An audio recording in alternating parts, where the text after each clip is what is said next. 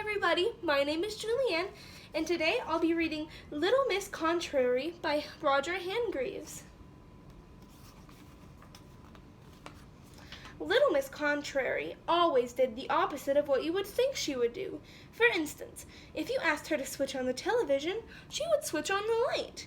For example, if you asked her the time, she would tell you the date. And she always said the opposite of what she meant. Mind you, it wasn't exactly her fault. It was probably because she lived in a place called Muddleland, where everything is so mixed up and muddled, you don't know whether you are coming or going and coming, as they would say in Muddleland.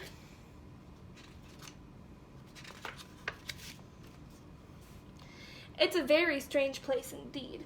The worms don't live in the holes in Muddleland, they live in trees, and the birds live in holes. And if you want a loaf of bread, you don't go to the baker's, you go to the butcher's. The baker sells bananas. One morning, Little Miss Contrary was having breakfast, roast beef and Yorkshire pudding. There was a knock at the door. She didn't hear it at first because it was more of a tap than a knock, and tap, tap, tap. But she did hear it eventually and went to see who it was.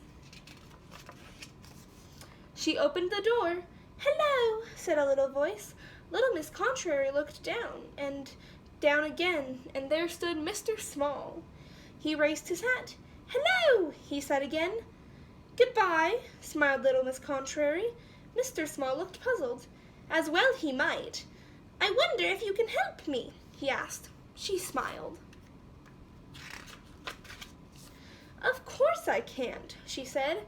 "Oh dear," said Mr. Small, "you see, I'm lost." "Well," said Little Miss Contrary, "nice to meet you, Mr. Lost." "No, no," said Mr. Small, "I'm trying to find someone called Miss Contrary." "That's you," she laughed. "I have a letter," said Mr. Smalls, who was very confused by now, "for a Miss Contrary." "Oh, bad," she said, as she took it from him. "I don't get many telephone calls." "I think I'd better be going," said the bewildered Mr. Small. "Goodbye." "Hello," said Little Miss Contrary, and shut the door. Mr. Small went home, shaking his head. The letter was from Mr. Happy, inviting Miss Contrary to his birthday party. Mr. Happy had never met Little Miss Contrary, but he had heard about her and thought it would be nice to have her to his party. The invitation was for 3 o'clock on Tuesday the 14th of March. At 2 o'clock on Monday, the 13th of March, Little Miss Contrary knocked on Mr. Happy's front door. He opened it. "Happy Christmas," said Little Miss Contrary, and thrust a parcel into Mr. Happy's hands. Mr. Happy scratched his head. "Who are you?" he asked. "I'm Little Miss Sunshine," replied Little Miss Contrary.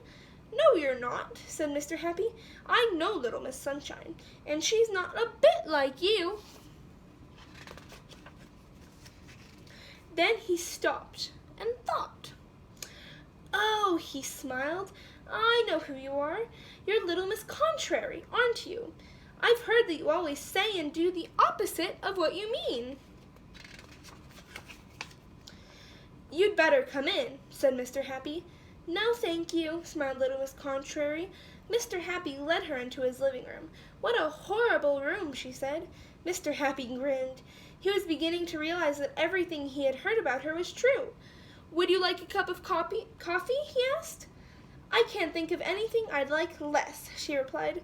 Mr. Happy grinned again and went to make the coffee. After they had coffee and cake, Mr. Happy took her to see some of his friends. He had to explain to them all that she was saying that was the opposite of what she meant. "Aren't you thin?" she said to Mr. Greedy. "You have very short arms," she said to Mr. Tickle. "I like your beard," she said to Mr. Fussy. "Well," she said eventually, Thank you for the most perfect afternoon, but now I must go home before it gets light." "Perfect?" asked Mr. Happy. "Perfectly dreadful," she agreed, and off she went. "I say," chuckled Mr. Greedy to Mr. Happy, "you do know some funny people." "You can say that again," laughed Mr. Happy. "You do know some funny people," said Mr. Greedy. Mr. Happy grinned and went home. As he went in through his front door, Mr. Happy suddenly remembered the parcel that little Miss Contrary had given him. "Oh, good," he thought to himself, "it must be a birthday present," and he hurried to where he had left the parcel and unwrapped it. Inside was indeed a present, and a card. He opened the birthday card first. Inside it said, many miserable returns of the day." And would you like to know what the present was? I'll tell you, a pair of socks.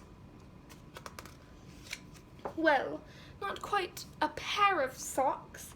One sock was white, and the other sock was black, and as little Miss Contrary would say, that is the beginning of the story. And that was Little Miss Contrary by Roger Hargreaves.